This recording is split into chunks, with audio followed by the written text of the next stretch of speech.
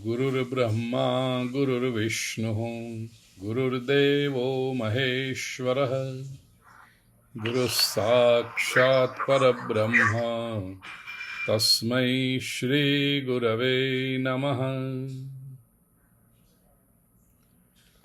आत्मीय स्वजनों, आषाढ़ शुक्ल पूर्णिमा गुरु पूर्णिमा का यह पवित्र उत्सव इस समय मैं न्यू जर्सी में हूँ, अमेरिका में, और कृष्णम वंदे जगत गुरुम इस विषय पर प्रवचन चल रहे हैं।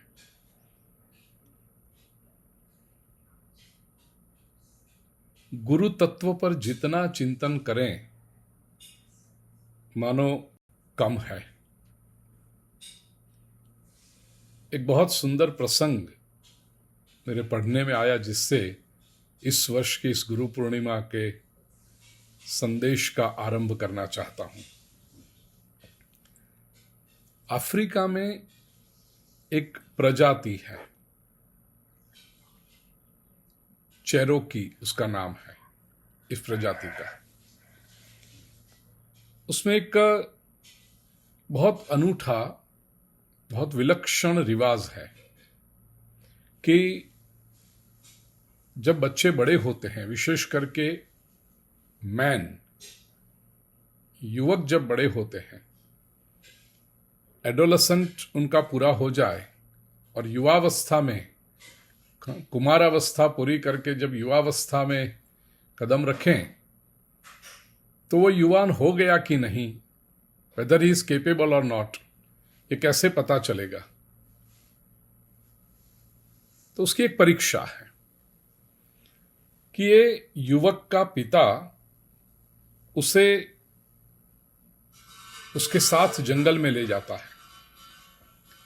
घर से निकलते समय ही उसके आंखों पे पट्टी बांध दी जाती है, ब्लाइंड फोल्ड किया जाता है, जाके उसको कुछ भी दिखाई ना पड़े। और जंगल में खुली जगह पे किसी पेड़ के नीचे उसको छोड़ दिया जाता है, ब्लाइंड फोल्ड ही। अब किसी लकड़ी के ऊपर या किसी पत्थर के ऊपर उसको रात भर बैठे रहना पड़ता है। वही पर्दा लगाए, आंख पे पट्टी लगाए हुए, अंधेरी रात है, जंगल में है, वो अकेला है, और शर्त यह है कि उसको आंख पर से पट्टी नहीं हटानी है। With his eyes blind folded उसको बैठे रहना है पूरी रात। अब जरा सोचिए, अफ्रीका का जंगल, ये 16-17 वर्ष का कुमार जो यौवन के दहलीज पे पैर रख रहा है, आंखें बंद है, और जंगल में चलती हुई हवाओं की आवाज आती है, उस हवा से पेड़ पत्ते हिलते हैं उसकी आवाज आती है। वहां तक तो ठीक, लेकिन हिंस्र पशुओं के चिंघाड़ने की आवाज आती है। कभी कोई पशु उसके पास में उसको स्पर्श करके भी चला जाता है। ऐसी आवाजें सब उसकी आती रहती हैं। अब ये बालक युवक, ये लड़का रो नहीं सकता, किसी को मदद के लिए पुकार नहीं कर सकता। He has to experience, he has to live. आंखें बंद हैं, पट्टी है, और उसको ये सारे अनुभव लेने हैं। वो भाग नहीं सकता वहां से कहीं, पट्टी को खोल नहीं सकता, किसी की मदद नहीं मांग सकता, रो नहीं सकता, और सारी रात उसको ऐसे बितानी है। और इसमें शर्त यह भी है कि ये एक्सपीरियंस उसका पर्सनल एक्सपीरियंस है, उसको ये अनुभव किसी के साथ शेयर भी करना नहीं होता है। He can not discuss what happened that night with his friends. अब स्वाभाविक है, डर तो लगेगा, भय तो लगेगा। रात भर आंखें बंद की, देखिए, दिखाई पड़े ना तो कुछ बातें स्पष्ट हो, लेकिन आंखें बंद करके ऐसे ही आप पूरे घर में भी बैठे रहो, लेकिन आंख बंद करके तो थोड़ा सा तो क्या हो रहा होगा, क्या हो रहा है, एक उत्सुकता होती है, एक जिज्ञासा होती है। और यहां तो जंगल में बैठा है, क्या हो रहा है। प्रातःकाल जब होता है तब उसको, उसकी जो जाति के, उसकी कम्युनिटी के लोग हैं, उसके सामने उसको खड़ा कर दिया जाता है, वही पट्टी बांधे हुए ही। और उसको पता है कि सब इकट्ठे आ गए हैं, ज्ञाति के लोग सब आ गए हैं, सुबह हुई तो सब लोग आ जाते हैं। और जैसे ही सूरज उगता है सब लोग इकट्ठे होने लगते हैं, और सब इकट्ठे हो गए तब उसकी पट्टी खोली जाती है। और पट्टी खोली जाती है तब इस युवक को पता चलता है कि उसका पिता सारी रात उसके पास में बैठा हुआ था। प्रिय स्वजनों, यह अनुभव क्यों किसी के साथ शेयर नहीं करना है? क्योंकि उसके बाद में जो लोग आने वाले, उसको यदि पता चले कि अरे मैं तो अकेला नहीं हूं, तो पिता बाजू में बैठा ही होता है, तो फिर उसके चला गया, उसका अर्थ ही चला गया, पूरा निरर्थक हो गई बात, मीनिंगलेस हो गई। इसलिए he doesn't have to share this experience anyone ever in his life. उसको केवल पता है कि जब सुबह आंखें खोली तो उसका पिता पूरी रात पास में बैठा हुआ था। एक क्षण के लिए भी उसके पिता ने उसको छोड़ा नहीं। प्रिय स्वजनों, ये जीवन की यात्रा है। अस्तित्व के जंगल में एक परीक्षा लेने के लिए एक कक्षा तक आए हुए शिष्य को गुरु कहता है कि चल अब तुझे जाना है, और ये अनुभव लेना है।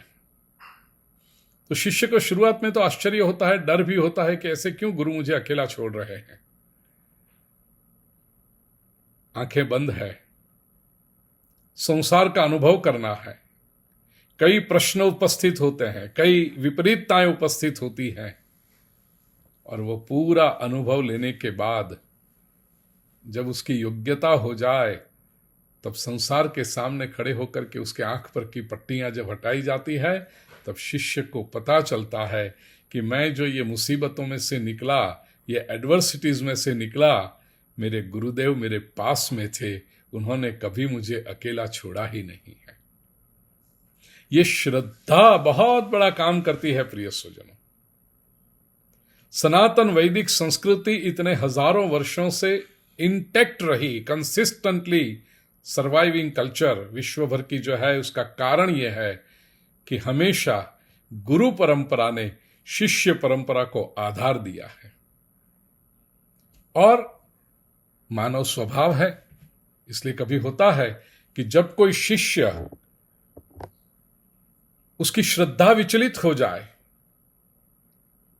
गुरु पर संशय करने लगे, वो ब्लाइंड फोल्ड खोलने की, अब तो मैं अपनी तरह से करूंगा, मैं ये करना चाहूंगा, ऐसा जब प्रयास करने लगे, तब केवल उतना होता है कि वो परीक्षा में न पास होता है। शायद उसको थोड़ी और यात्रा करनी पड़ती है, थोड़ी और श्रद्धा निर्माण करनी पड़ती है, और जब ये श्रद्धा निर्माण हो जाए तब वो जीवन की परीक्षा में उत्तीर्ण होता है। और जब जीवन की परीक्षा में उत्तीर्ण होता है तो उसको क्या प्राप्त क्या होता है? प्रिय स्वजनों,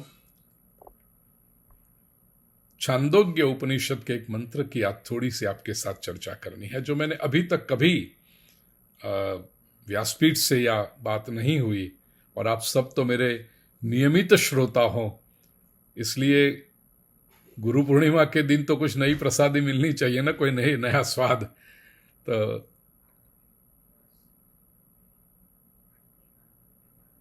भगवान श्री कृष्ण पुराण पुरुष नहीं है। People sometimes describe him as a mythological hero. नहीं, श्री कृष्ण पुराण पुरुष नहीं है। श्री कृष्ण ऐतिहासिक रूप से 5300 वर्ष पहले हुए, उसमें कोई संशय नहीं है, लेकिन कृष्ण तत्व हमेशा से रहा है।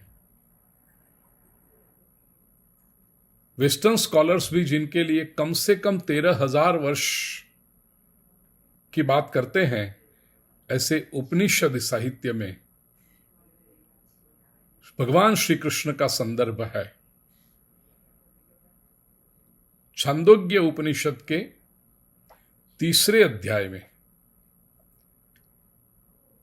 17वें खंड का 6वां मंत्र है, जहां पर अंगिरस ऋषि श्री कृष्ण को उपदेश करते हैं। मंत्र मैं आपसे कहूं, तदवै तद्घोर आंगिरसः कृष्णाय देवकी पुत्रायोक्त्वा उवाच। घोर आंगिरस ऋषि का नाम है। उन्होंने कृष्णाय देवकी पुत्राय उक्त्वा, देवकी पुत्र कृष्ण को यह उक्त्वा उवाच, ठीक से बराबर उनको समझाई थी। क्या समझाया था? अपिपास एव स बभूव। ये समझाने के बाद जो कृष्ण है वो अपिपास, अब उनको कोई प्यास नहीं रही, अब और उनको कोई जानने की अभिलाषा नहीं रही। तो ऐसा कौन सा ज्ञान दिया घोर अंगिरस ने, ऋषि ने, गुरुदेव ने ऐसा कौन सा ज्ञान दिया कि कृष्ण जैसे शिष्य को और कुछ जानने की अभिलाषा न रही? कहा, सोऽन्तवेलायामे तत्त्रयं प्रतिपद्यैताक्षितमस्यच्युतमसि प्राणशंसितमसीति। अंगिरस ऋषि ने श्री कृष्ण से कहा कि देखिए, सो अंतवेलायाम एतत्र, अंतवेला में, अब इसमें एक है, एक तो अभ्यास क्रम पूरा हुआ उस अंतवेला में, कहा कि ये 3 मंत्रों का जप करना चाहिए, और एक यूनिवर्सल मैसेज के रूप में कहा तो अंतवेला तो कई होती हैं।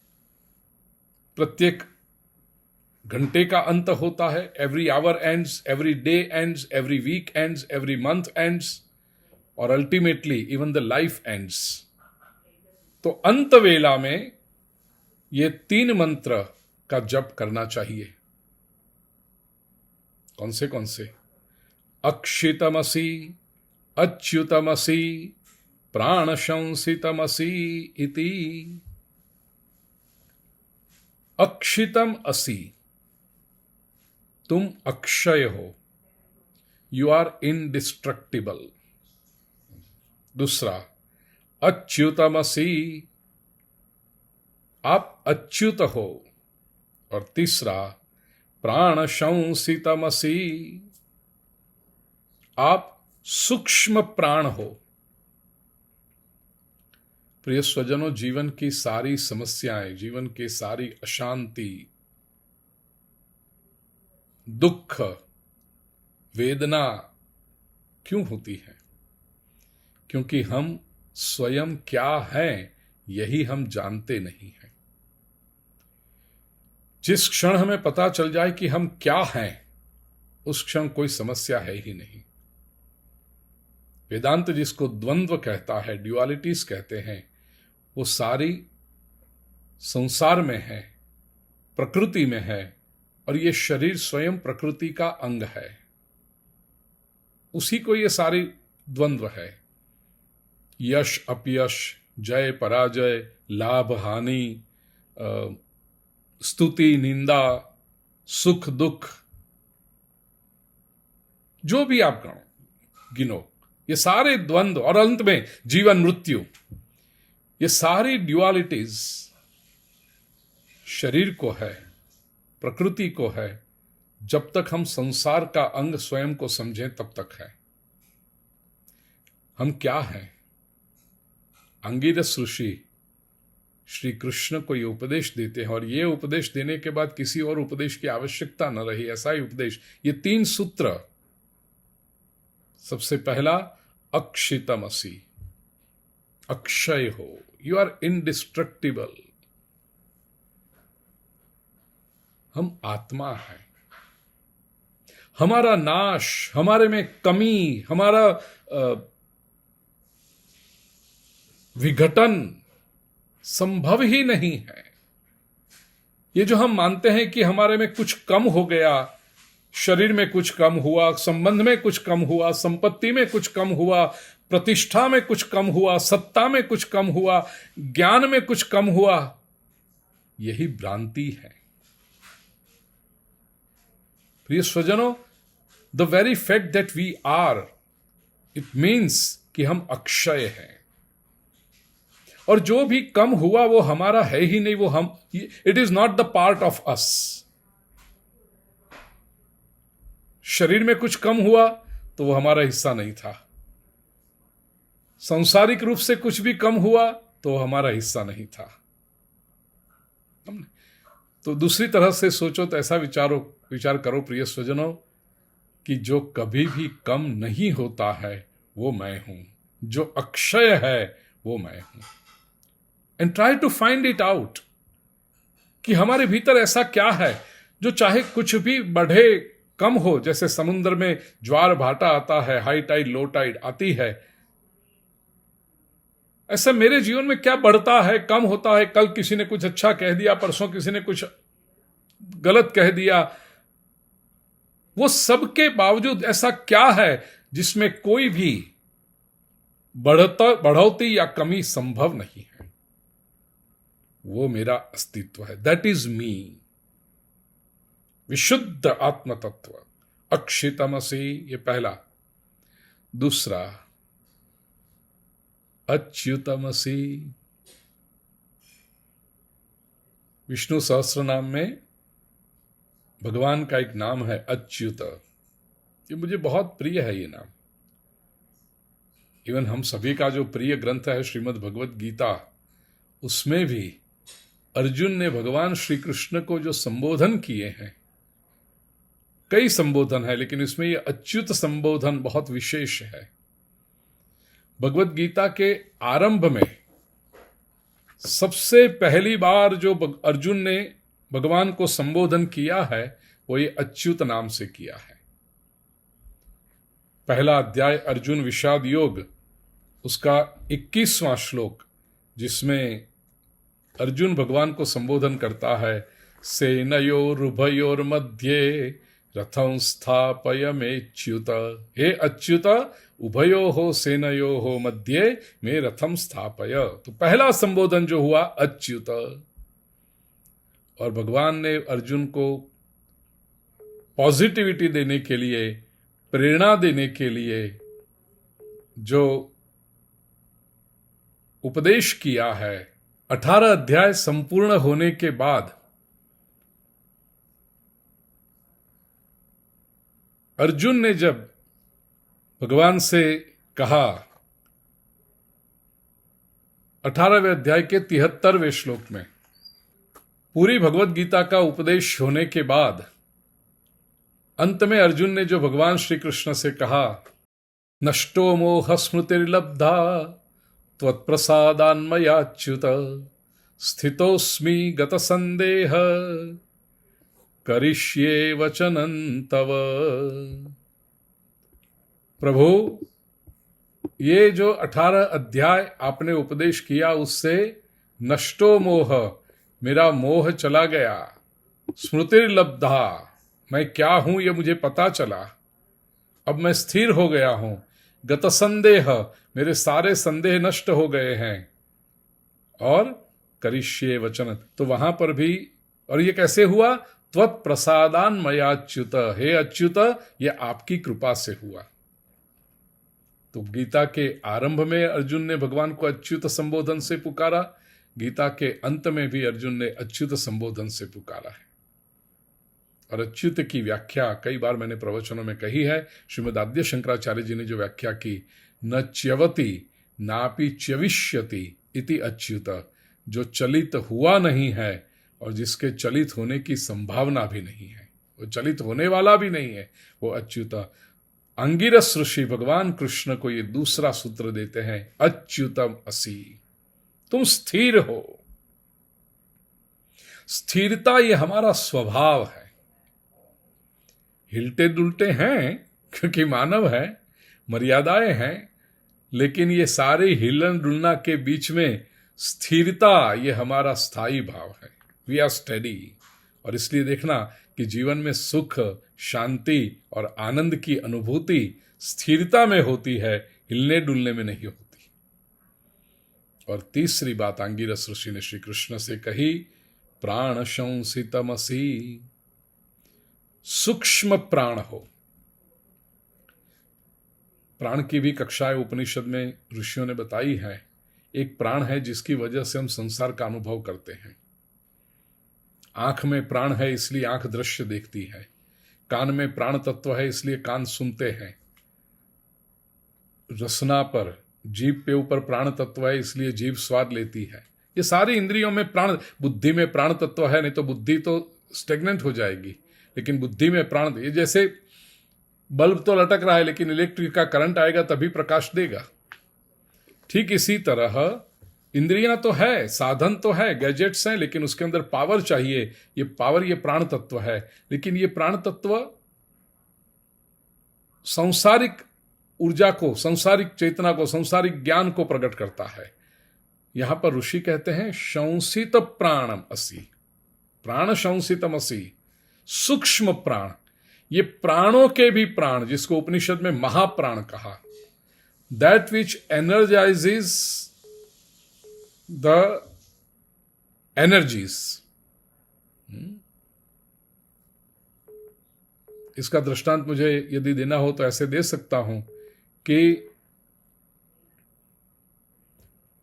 फोन हम लेकर चलते हैं और फोन को चार्ज करने के लिए फिर एक दूसरा होता है ना, उसको क्या कहते हैं, वो एक और डब्बा होता है फोन जैसा, पावर बैंक। हाँ, वो पावर बैंक कि फोन यदि नष्ट खत्म हो जाए तो पावर बैंक से चलेगा, लेकिन वो पावर बैंक को भी पावर तो भरना पड़ता है ना। ऐसे हमारी इंद्रियां, ये गैजेट्स हैं, उसको शक्ति देने वाली पावर बैंक है प्राण, लेकिन वो प्राण को भी एनर्जाइज करने वाले हैं वो सूक्ष्म प्राण। वो सूक्ष्म प्राण जो है वो हम हैं, वो हमारा विशुद्ध अस्तित्व है। प्रिय स्वजनों, आज ये गुरु पूर्णिमा के पवित्र दिवस पर महर्षि व्यास का हम स्मरण करें, जिनके साहित्य से, जिनके साहित्य का अध्ययन करके हम जीवन की दिशा पाते हैं, जीवन के संशयों को दूर करते हैं, जीवन की छोटी मोटी समस्याओं रूपी हर्डल्स, स्पीड ब्रेकर्स को पार कर जाते हैं। ऐसे व्यासोच्छिष्टम जगत सर्वम महर्षि व्यास को प्रणाम करें, गुरु तत्व को, गुरु चेतना को प्रणाम करें, और कृष्णम वंदे जगत गुरुम, ऐसे कृष्ण को उनके गुरु आंगिरस ने जो ये उपदेश दिया, ये 3 सूत्र हम हृदयस्थ कर लें कि हम अक्षय हैं, हम अच्युत हैं और हम सूक्ष्म प्राण हैं। ये यदि निरंतर स्मरण होता रहे तो मुझे लगता है जीवन में और कुछ जानने को अवशिष्ट रहता नहीं है। ये परम ज्ञान की परम अनुभूति हमें हो, यही आज की गुरु पूर्णिमा के दिन आप सभी के लिए मेरी परमात्मा के चरणों में प्रार्थना। पुनः एकदा, गुरुर्ब्रह्मा गुरुर्विष्णु गुरुर्देवो महेश्वरः, गुरुः साक्षात् परब्रह्म तस्मै श्री गुरवे नमः। श्री कृष्ण कन्हैया लाल की जय।